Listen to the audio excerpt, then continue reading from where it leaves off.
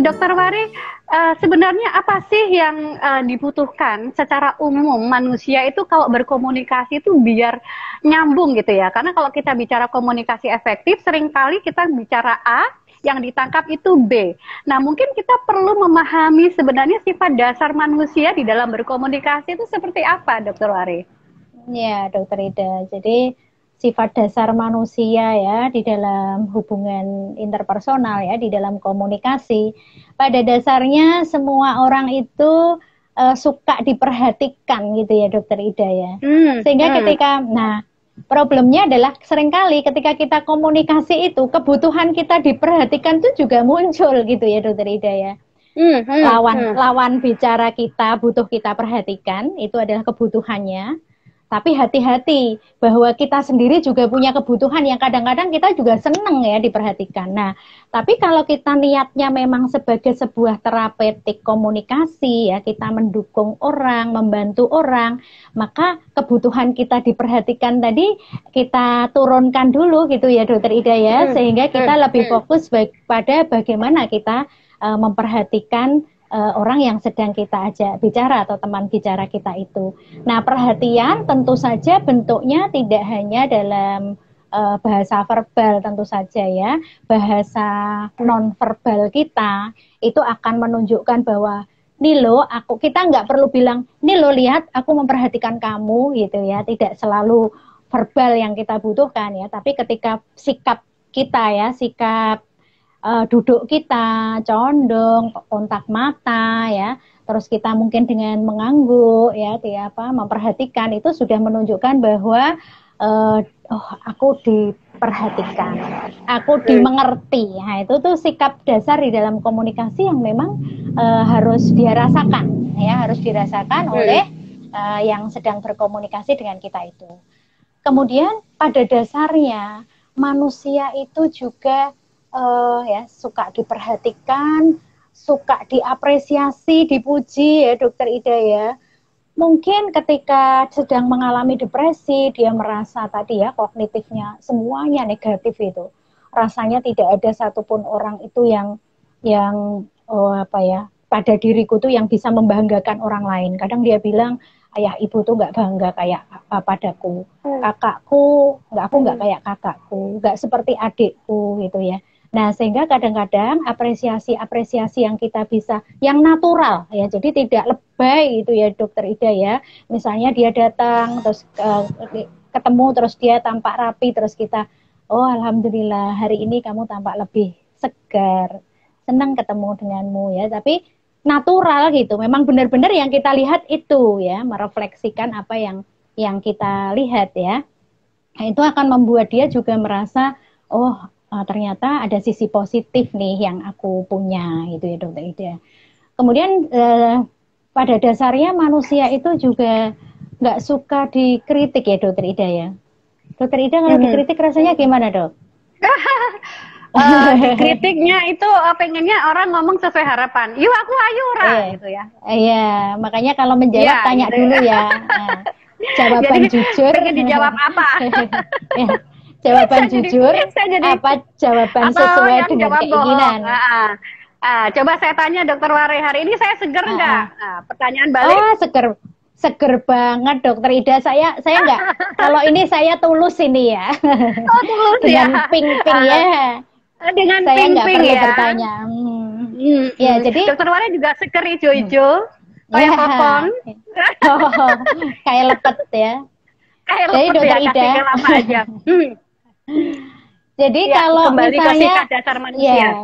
Ya, orang itu apa ya, dikritik tuh tetap ada rasa nggak enak ya, walaupun sebenarnya masukan, nasihat kalau kita sebagai di dalam agama kita ya, semua agama ya, meminta nasihat, memberi nasihat itu kan sebenarnya kebutuhan kita ya.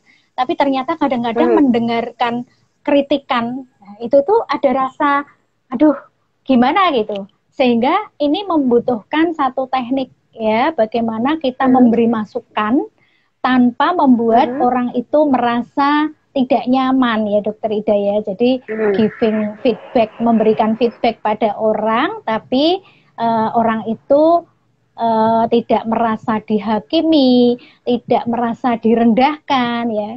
Kalau Rasulullah itu kan juga kalau mau memberi nasihat, syaratnya yang diberi nasihat tuh jangan keras hati, yang memberi nasihat jangan merasa lebih baik daripada yang diberi nasihat itu. Karena akan dirasakan Dokter Ida. Kalau Dokter Ida nasihatin saya, terus karena Dokter Ida merasa udah lebih baik dari saya gitu. Yang saya tangkap itu akan bisa terasa gitu. Sehingga kita bersihkan bahwa kita ingin memberi masukan. Jadi kalau memberi masukan mungkin juga harus memperhatikan situasi ya.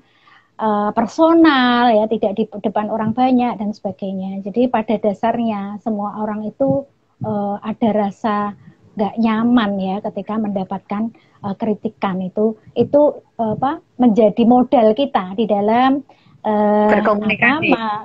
Berkomunikasi.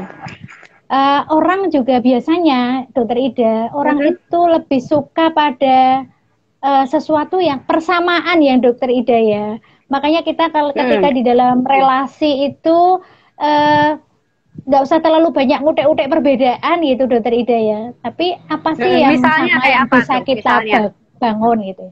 Misalnya saya pertama ketemu Dokter Ida gitu ya.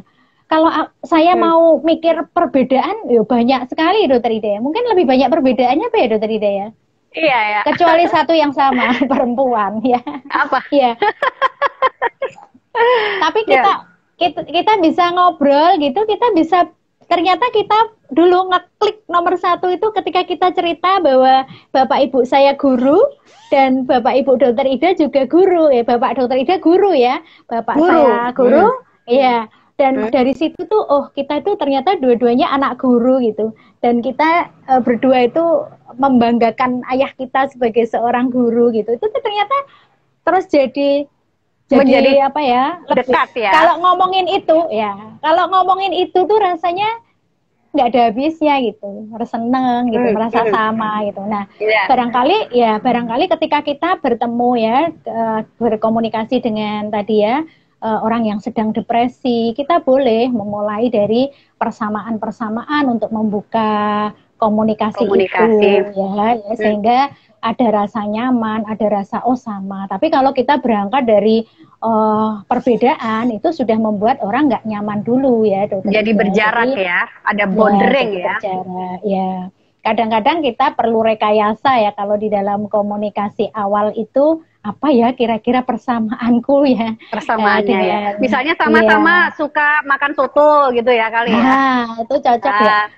Dari sisi makanan kok nggak ada yang sama ya. Dari sisi ini nggak, ketemulah nanti misalnya, sama-sama senang tanaman misalnya. Nah, itu tuh akan membangun komunikasi di awal.